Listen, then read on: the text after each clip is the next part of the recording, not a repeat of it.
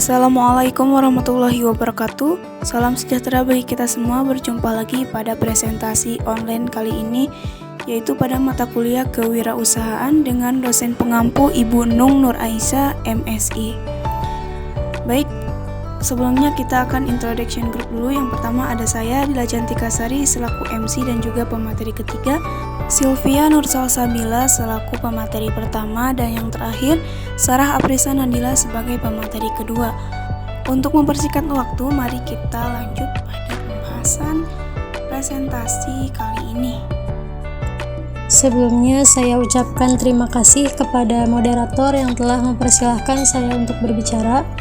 Baik teman-teman, langsung saja kita ke materi pertama, yaitu mengenai menemukan peluang usaha.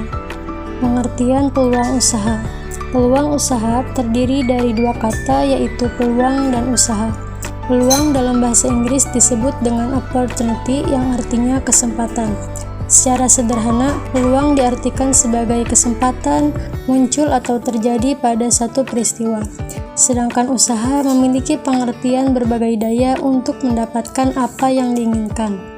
Secara terminologis, pengertian peluang usaha adalah kesempatan yang dapat dimanfaatkan seseorang untuk mendapatkan apa yang diinginkannya, entah itu keuntungan, kekayaan, ataupun uang, dengan memanfaatkan berbagai faktor baik internal maupun eksternal. Faktor internal berasal dari diri kita sendiri, semisal bakat ataupun minat, sedangkan faktor eksternal adalah hal yang berkaitan di luar dari diri kita. Jadi, peluang usaha adalah kesempatan atau waktu yang tepat yang seharusnya diambil atau dimanfaatkan bagi seseorang wirausahawan untuk mendapat keuntungan.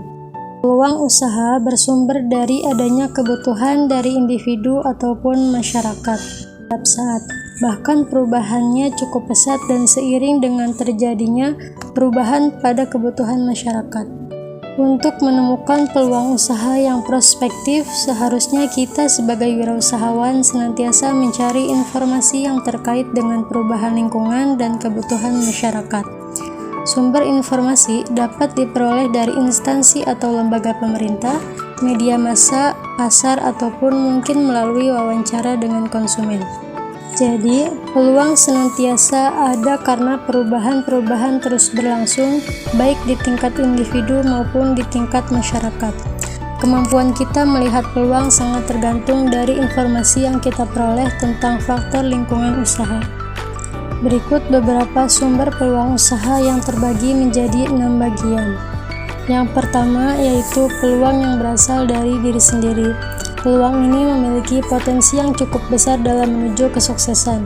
Hal ini disebabkan karena peluang tersebut tumbuh secara tidak langsung dari jiwa seseorang itu sendiri. Ada beberapa kategori peluang usaha yang berasal dari diri sendiri. Yang pertama, berasal dari sebuah hobi. Setiap seseorang pasti memiliki sebuah hobi tertentu yang bisa dijadikan sumber peluang usaha. Salah satu contohnya yaitu seseorang yang hobi dalam menjahit bisa mengambil peluang usaha sebagai penjahit, ataupun seseorang yang gemar memasak bisa mengambil peluang usaha dengan membuka warung makan, dan masih banyak lagi yang bisa dijadikan sebagai peluang usaha. Yang kedua yaitu berasal dari sebuah keahlian yang dimiliki.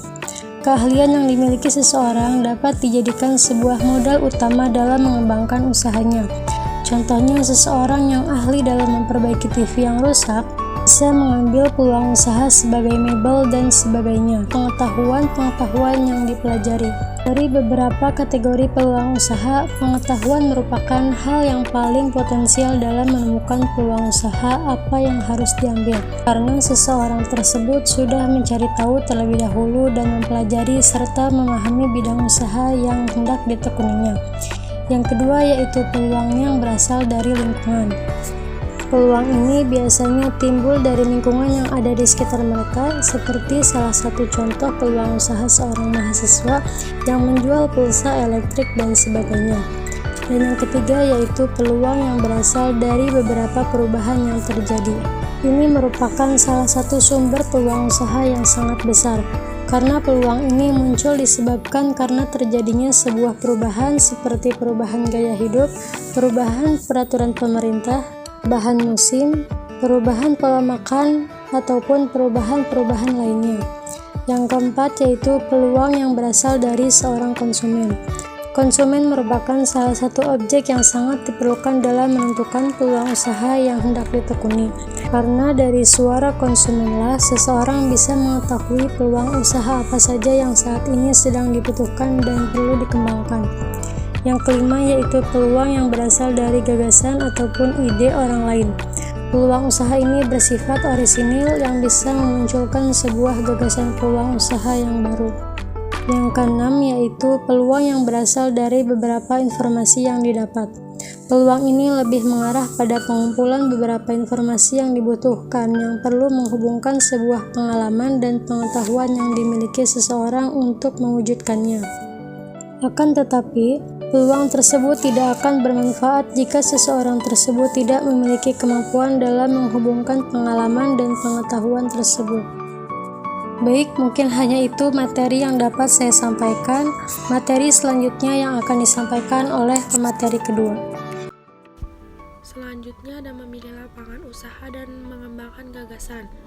Setelah mengetahui kebutuhan masyarakat dan berhasil menemukan berbagai lapangan usaha dan gagasan usaha, maka langkah berikutnya adalah menjawab pertanyaan, manakah di antara lapangan usaha dan gagasan-gagasan usaha tersebut yang paling tepat dan cocok untuk saya?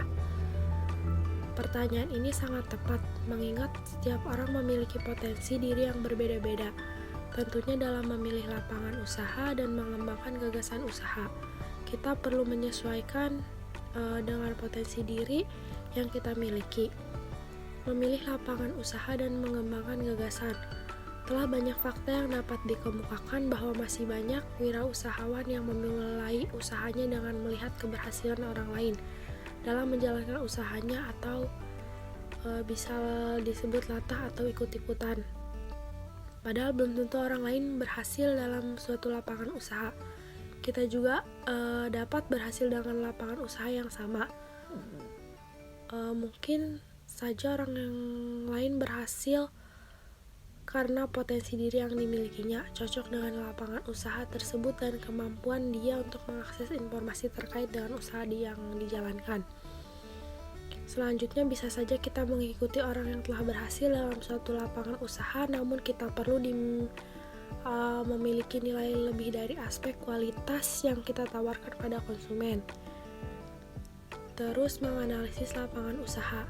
Yang pertama, langkah awal perlu kita lakukan adalah menginventarisasi sebagai jenis lapangan usaha dengan gagasan produk yang bertujuan untuk meningkatkan kualitas hidup manusia.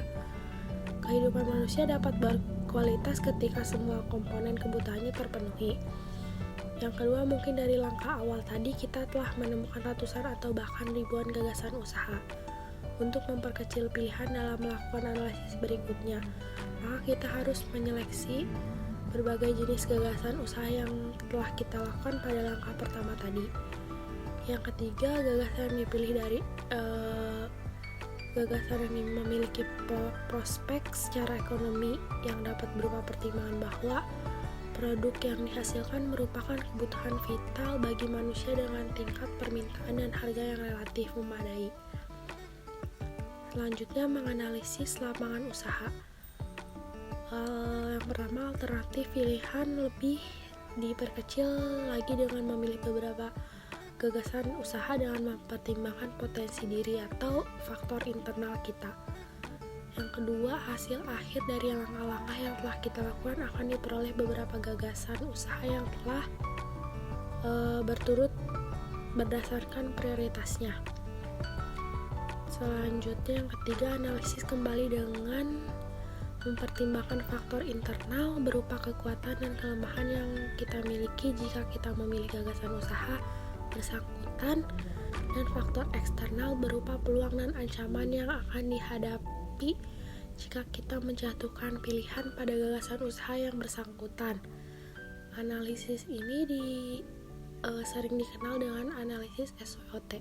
Baik teman-teman, selanjutnya yaitu materi yang terakhir, identifikasi peluang usaha.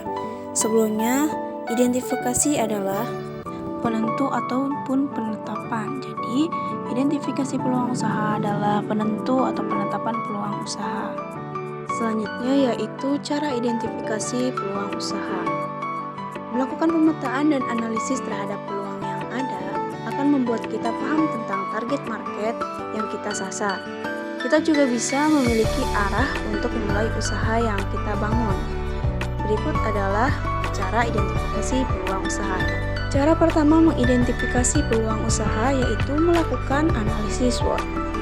Analisis SWOT ini adalah sebuah singkatan dari kata S itu dari strength atau kekuatan, W itu weakness atau kelemahan, O itu dari opportunity atau peluang, dan yang terakhir T itu threat atau ancaman. Analisis SWOT merupakan suatu kegiatan menganalisa sebelum memulai usaha.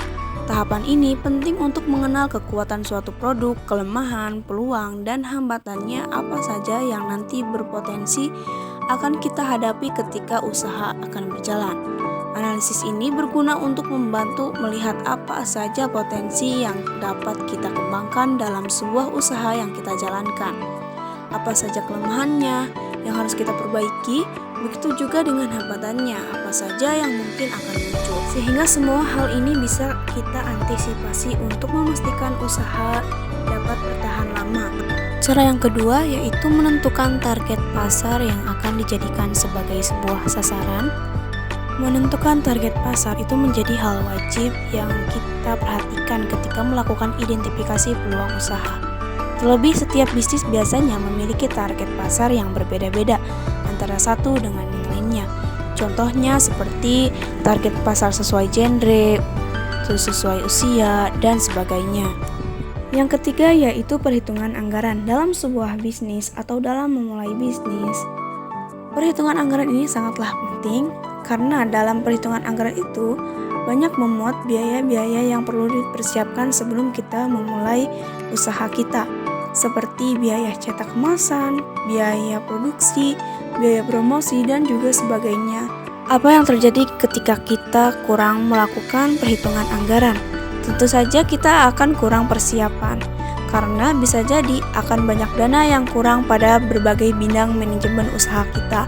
Sebaliknya, ketika dengan perhitungan anggaran yang tepat, maka kita sudah mempersiapkan dana atau modal yang cukup untuk segala macam kebutuhan, termasuk kebutuhan manajemen usaha mulai dari dana dan bahan baku, produksi, sampai produk jadi.